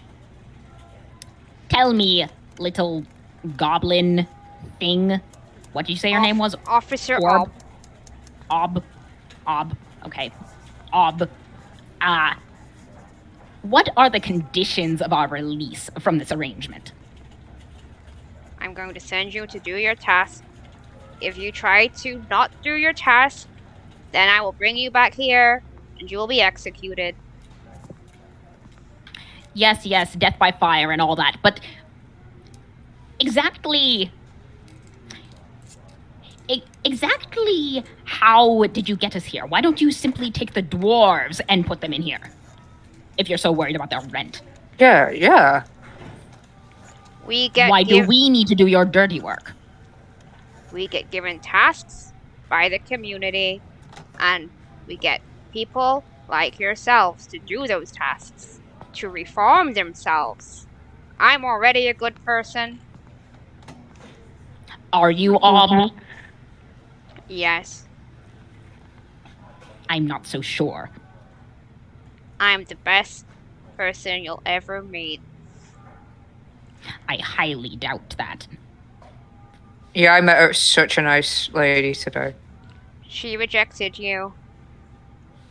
I know, but I did knock her goat over. It's not over yet. Oh, I forgot to add that crime. That's right. No. No, stop.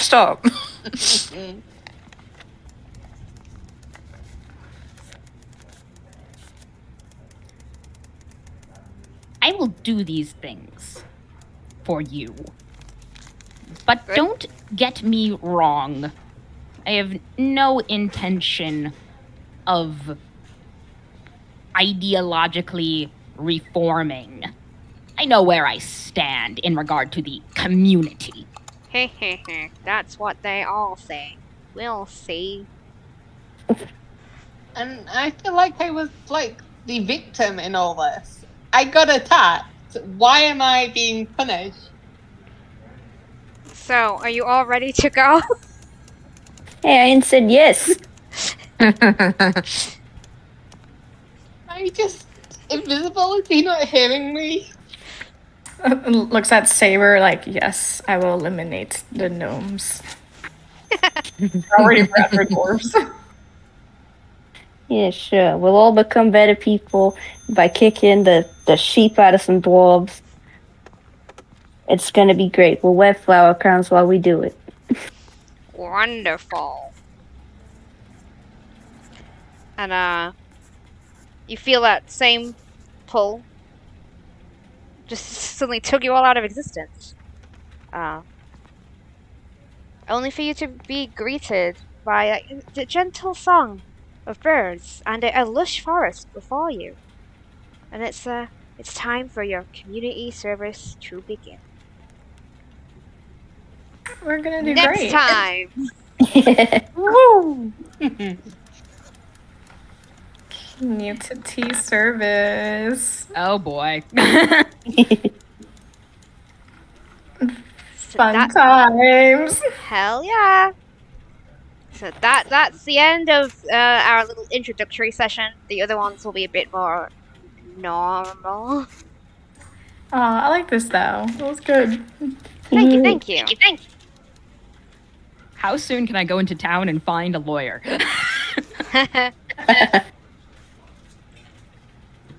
Famous tiefling lawyer, Gol Sudman.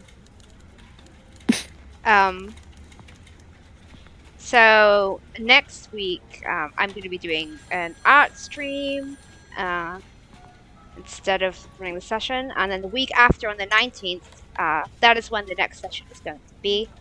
And then for now, we're going to keep like alternating like that. 1 week's going to be an art stream, and the next will be the game. So yeah, next, like, first proper session, June 19th at 9 p.m. BST. Hell yeah, I can't wait. Oh yeah. Awesome. Yay. Thanks everyone for watching, and thank you Kevin McLeod for your amazing free music. And yeah, hope to catch everyone in the next game. Thank you for DMing. Thank you for running it. Thank Yeah. you. Great Thanks for start. Great start. Woo. And thanks to folks in the chat also. Yes. Nice meeting y'all. Yes. See you next time. Bye. See you next time. Bye-bye. Bye-bye. Bye.